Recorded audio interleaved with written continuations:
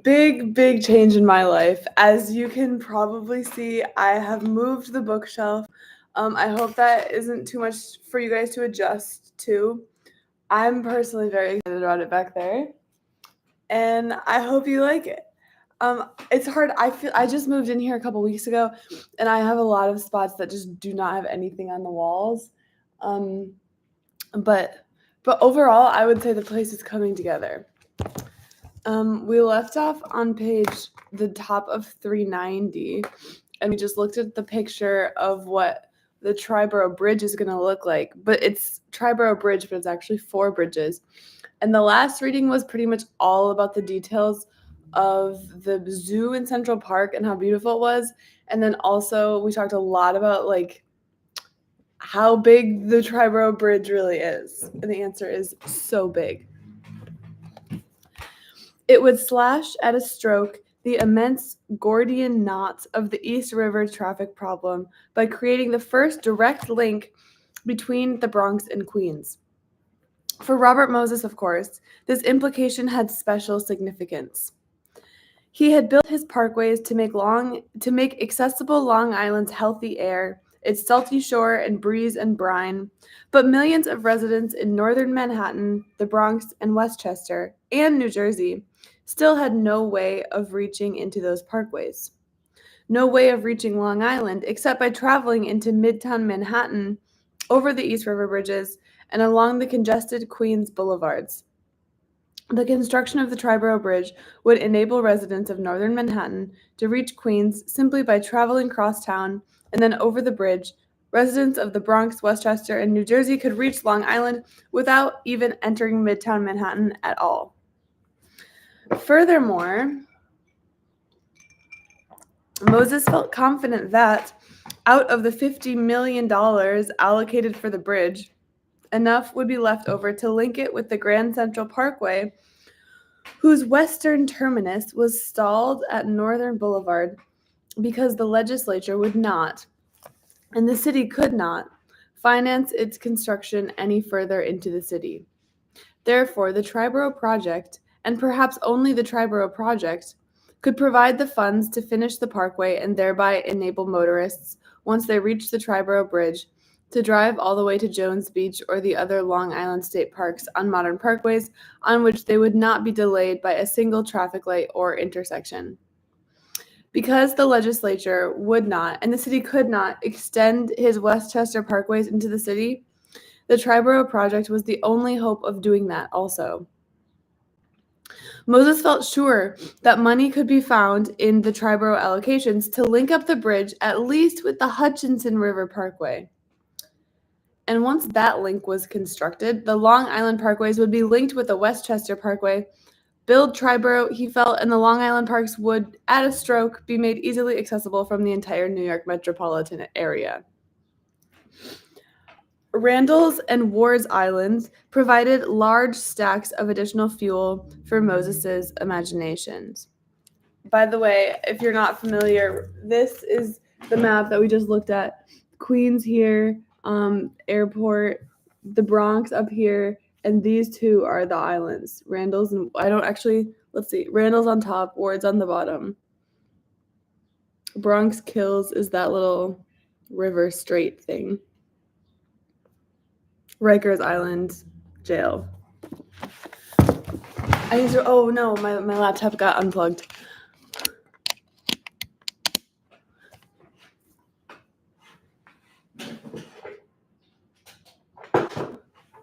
Okay, we're back. We're plugged in. Randall's and Ward's Islands provided large stacks of additional fuel for Moses's imagination. Randall's and Ward's Islands, I almost read that 3 times. Throughout the city's history, those islands had been used only as repositories for its refuse, inanimate and human. The site of garbage dumps, potter's fields, and almshouses during the 18th and 19th centuries. In 1934, they held, in addition to a municipal sewage disposal plant, the city hospital for the feeble-minded and tubercular, the grim barracks-like Civil War vintage House of Refuge, and the Society for the Reformation of Juvenile Delinquents, the Manhattan State Hospital for the Insane, complete with black barred windows, and a military hospital. Wow, I really want to look up these. I really want to look these up on Wikipedia later. The rest of the island's 400 acres and an uninhabited 50-acre sandbar to the east named Sunken Meadow, that was identified on maps as part of Randall's Island but was actually a separate body of land set apart by 100 yards of water, was empty and barren marshland. But Moses didn't care about the condition of the vacant land on the islands. What was important to him was that the land was there and that there was plenty of it. Obtaining land anywhere near the center of New York City was extremely difficult. When you talked about new parks in Center City, you were talking about tooth and claw battles for vacant lot that might, with luck, be big enough for half a basketball court. If you found a vacant lot that measured as much as a third of an acre, it was a bonanza.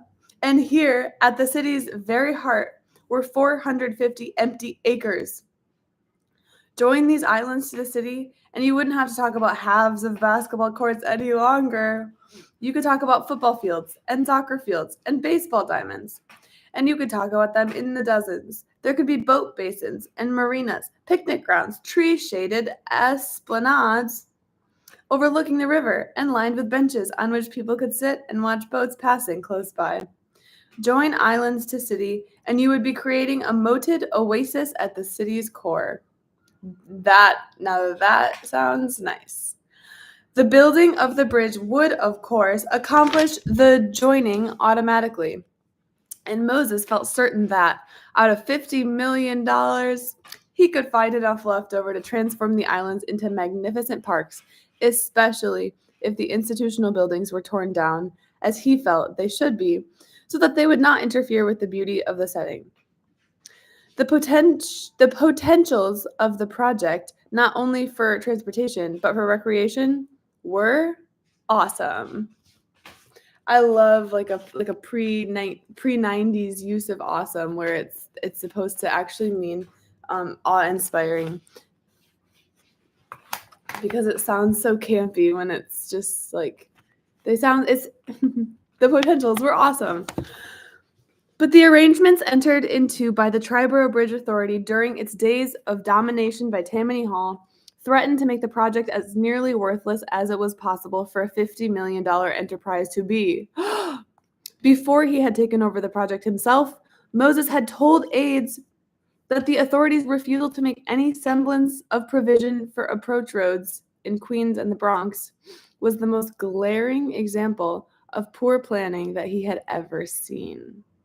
But now, studying the project more closely, he realized that he had spoken too hastily. What the authority had done in Queens and the Bronx, he saw, was nothing compared to what the authority had done in Manhattan. What happened in Manhattan? The Queens terminus of the Triborough Bridge was directly across the East River from 100th Street in Manhattan. Therefore, the Manhattan terminus of the bridge should have been placed at 100th Street. It certainly should not have been placed any further uptown.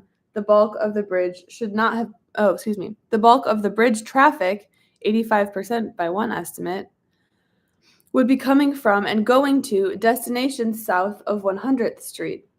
Placing the Manhattan terminus at 125th Street condemned most motorists traveling between that borough and Queens to drive 25 totally unnecessary blocks south, to thus add 2.5 totally unnecessary miles to their every journey over the bridge. And the complete lack of provision for any approach road from downtown would make the Manhattan portion of the totally unnecessary journey torturous. Then there were the plans for the bridge structure itself. The plans called for a 2-deck, 16-lane affair. Such a bridge would have a capacity of approximately 16 million vehicles per year. But traffic studies Moses had commissioned had convinced him that it would be 40 years before that capacity would be needed.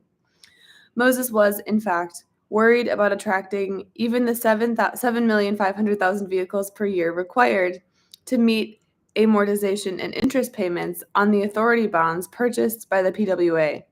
He was convinced that only a network of excellent approach roads that would make a trip via Triborough clearly superior to the old toll-free routes would persuade that number of drivers to pay 25 cents per trip.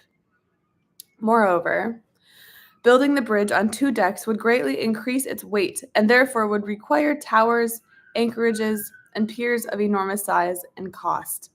And the weight would, under the old plans, be further increased by the fact that the authority was planning to cover Triborough's steelwork with great masses of enormously costly ornamental granite.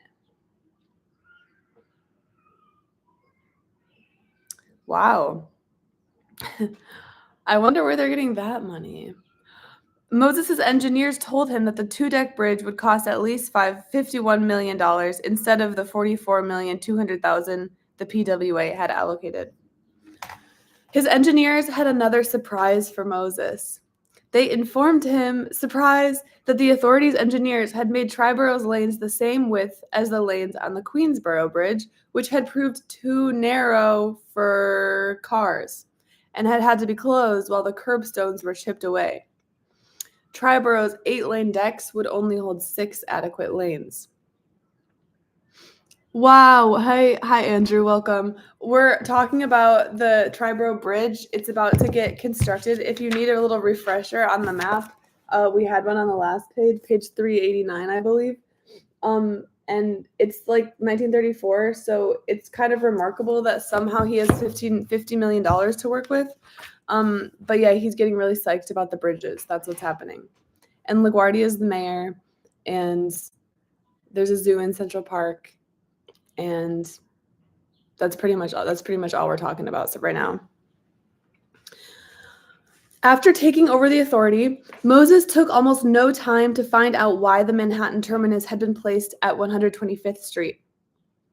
William Randolph Hearst had owned deteriorating real estate there, and he had wanted the city to buy it.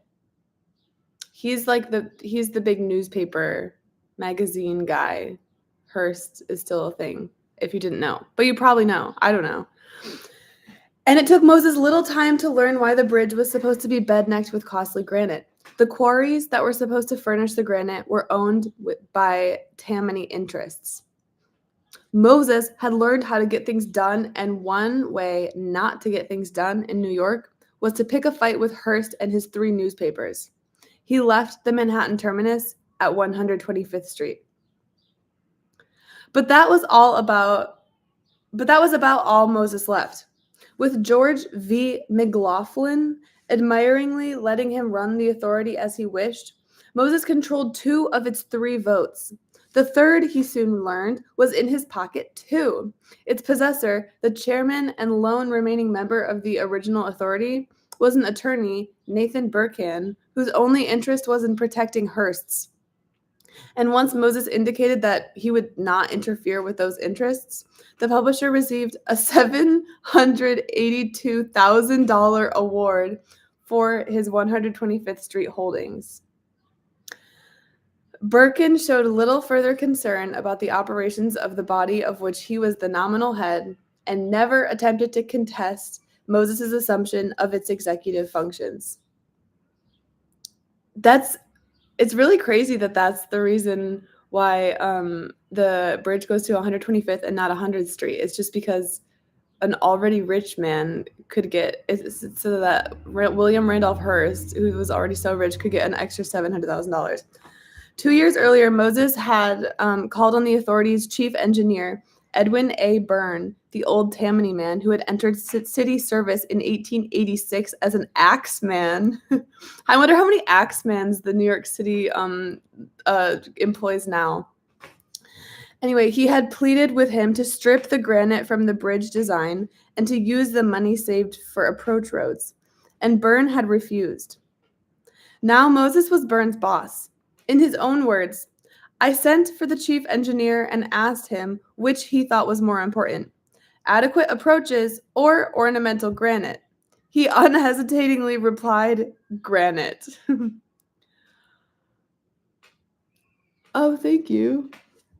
This ended the conference, and I told him to resign and get his pension. And Moses gave similar instructions after conferences of similar length to almost all of Burns' aides.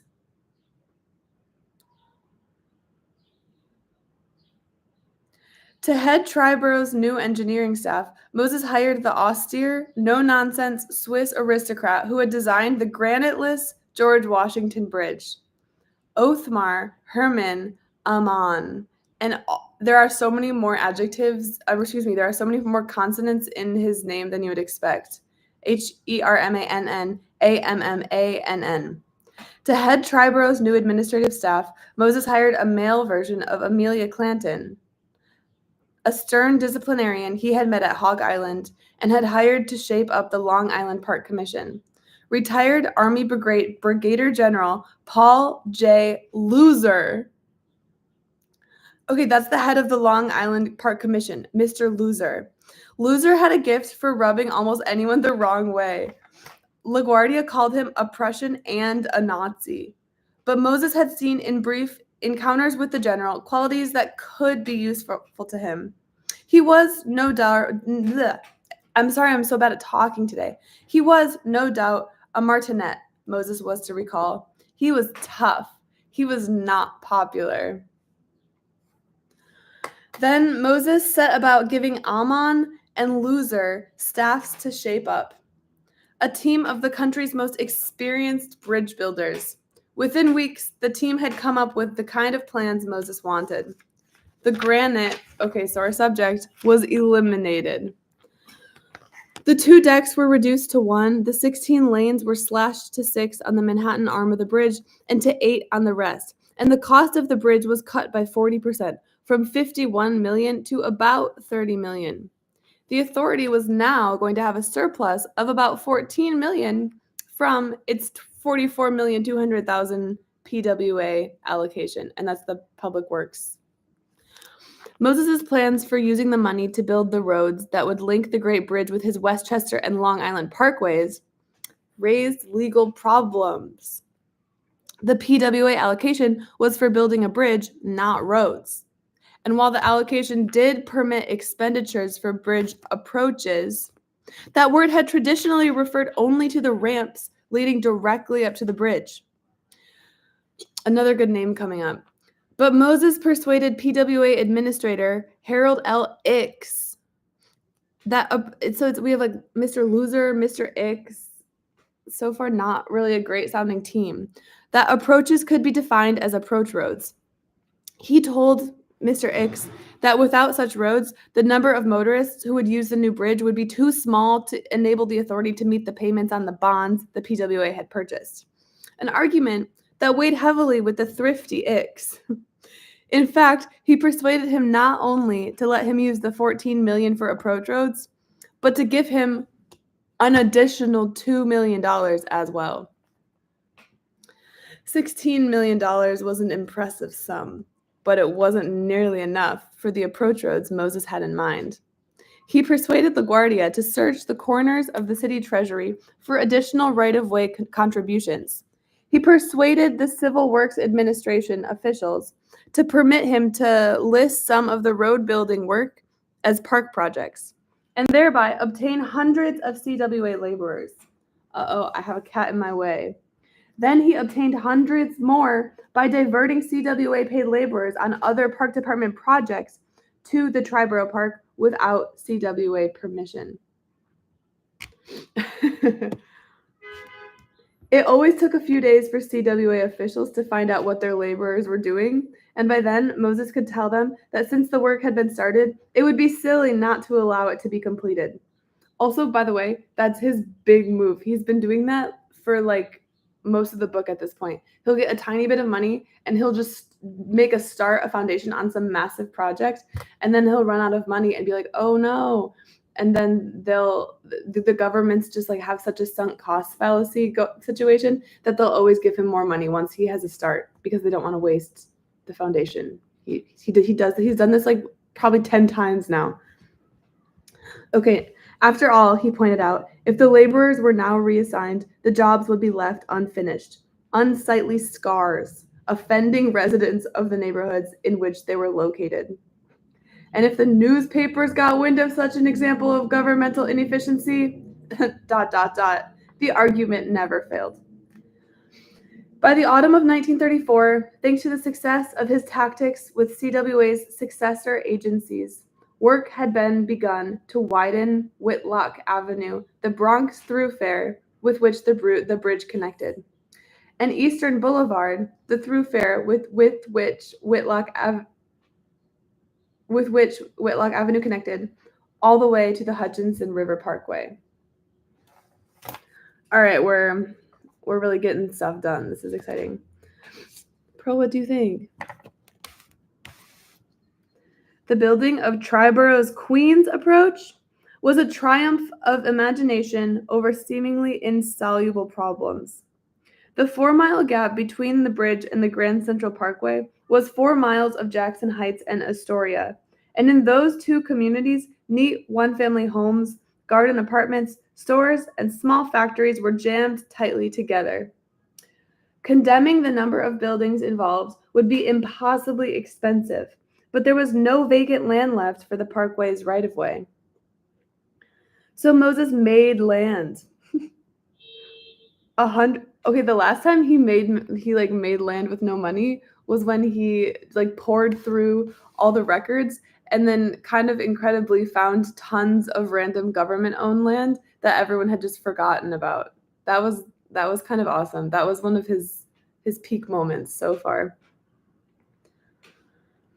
100 yards. Okay, but he's making land again. Let's see how this time it works. 100 yards out from the shoreline of Jackson Heights, giant pile drivers mounted on giant barges pounded steel bulkheads into the muck at the bottom of Flushing Bay. Then, long strings of barges piled high with sand from the Rockaways made their broad-beamed way up the East River, through Hellgate, and into the bay to dump the sand behind the bulkheads. Long convoys of dump trucks, loaded with shale and stone and gravel, rumbled across Queens to heave their backs and slide the shale and stone in with the sand. And the mixture became a mass solid enough to hold concrete, specifically the 6 concrete lanes that would allow the Grand Central Parkway to circle Jackson Heights for more than 2 miles and wait until the last possible minute before plunging into Astoria Boulevard for the final run to the Triborough Bridge ramp. Man, I wish we had another map here. I need a map of the Queens approaches. The building of Tryborough's Manhattan approach was another triumph of imagination. Pearl looks like she hates this. Do you not like this part of the book? Since the Manhattan terminus was to be located at 125th Street, Moses told his aides, there had to be some way of getting up to 125th Street. York Avenue, which presently ended at 92nd Street, would have to be extended along the waterfront. This sucks so much. So not only does everyone have to travel way extra because of this William Randolph Hearst property that he wants to sell to the city, but also we have to build an extra approach road now. If Charles Dickens had been looking for an illustration for an American edition of Hard Times, he could have stopped looking when he got to that riverfront. The stretch between 92nd and 125th Streets was a catalog of the unlovely byproducts of industrialism. Scented by the raw filth pouring from open sewers into the river below was a long row of small, grimy factories, used car lots, auto repair shops, junkyards, coal pockets, and oil storage depots. Okay, random aside, but if you Google Bloomberg New York City smells map, there's an old map from the mid 19th century, I think, of the areas of Manhattan that smelled bad, if you're interested. Hogarth could have found a whole gallery of models in the occupants of the bars, whorehouses, and tenements that mingled with them. To Moses, however, the panorama possessed less appeal. Unlovely as was the scenery, it would not be cheap to condemn it. On a single factory, the Washburn Wire Works, a large grimy building that occupied 3 solid blocks of riverfront, from 116th to 119th Streets, the price asked was $3 million. A riverfront highway had been proposed before, but an early corporation counsel had announced that he had searched the deeds to the land involved and found that there was no loophole that would allow the city to take the title by any procedure other than the unfeasibly expensive one of condemnation. Succeeding city administrations had assumed for decades that the finding was correct, but Moses told his bloodhounds to forget about assumptions and search the deeds again to find something. God damn it. It's so rare that we have any all caps words in this book, but something was all caps, in case you're wondering. And the bloodhounds found something. The title to some of the lots contained a covenant more than a century old, dating back to a time when the lots had been owned by the city itself, they told Moses. And in the covenant, the city reserved the right to reclaim a 60-foot strip along the waterfront in case it ever wanted to build a street there. Convenient. Moses could have 60 feet of right-of-way along a considerable stretch of his riverfront highway for nothing. That said, this paragraph is one of the most implausible parts of the story. Like, oh, they just found a random clause. I just wonder, when you're dealing with 100-year-old pieces of paper, I wonder how easy it could be to just add a little clause in there. But what do I know? Moses' problems were still far from solved. At least 6 lanes were required, he figured, and the minimum width for 6 lanes was not 60 feet, but 100. And Moses did not intend to waste the waterfront in a park-starved section of the city. Oh, he didn't intend to waste the waterfront in a park-starved section of the city on a highway. He wanted the riverside of that highway to be not a guardrail for the highway, but a park for which residents of the area could enjoy the waterfront. There should, he decided, be a tree-shaded esplanade along the waterfront, complete with benches and play areas. And for such a park, at least another 30 or 40 feet in width were needed. 30 or 40 feet that would, if condemnation was required to obtain it, be terribly expensive.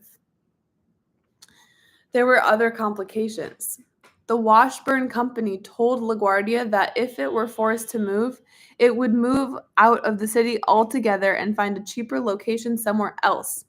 And the Washburn Company employed 1,200 men. The mayor told Moses that if the city could not afford, the mayor told Moses that the city could not afford to lose 1,200 jobs, and therefore could not take the chance that the company was bluffing. The Consolidated Edison Company owned large portions of property that were set back from the river and would not have to be condemned. But Con Ed needed access to the waterfront, and that access was now provided by overhead conveyors which crossed the property on which the East River Drive extension would have to run. If those conveyors were eliminated, Con Ed would be hurt, and the city would have to pay the utility substantial damages. To keep the amount of land required for the improvement as small as possible, Moses decided to build the park out over the river on a reinforced concrete platform 10 feet wide. So he's building a concrete platform and a park on top of it. Because a 10-foot wide platform was the maximum width that could be supported without the construction of expensive pilings. He wouldn't condemn the Washburn Wire Works, he decided. He would just chop off its fronts, run the drive through the land thus obtained, build additions atop the factory so that its floor space would not be reduced, and an underground tunnel beneath the drive so that it would still have access to the waterfront, and reface the entire shabby edifice with neat brick. The solution would cost $1 million, $2 million less than condemnation would have cost, and it saved the city 1,200 jobs. Moses decided to tear down Con Ed's overhead conveyors and build more underground tunnels to the river so that the company could not claim consequential damages. While he was negotiating with the company about this, he horse traded. Con Ed's citywide operations required an endless stream of concessions from the city. So, with LaGuardia behind him, Moses had plenty of ammunition to horse trade with, and he obtained portions of Con Ed's property along the right of way without having to even pay for it. See, here's another part where I'm like, what are the details of this? It's so uncharacteristically, we didn't get as many details as we usually get. Then he made an additional trip to Washington and asked the PWA to contribute an additional $6 million to acquire land for the drive so that the bridge would be made more accessible to motorists and more of them would be persuaded to pay tolls to use it. The PWA wouldn't give $6 million, but it would give $2 million.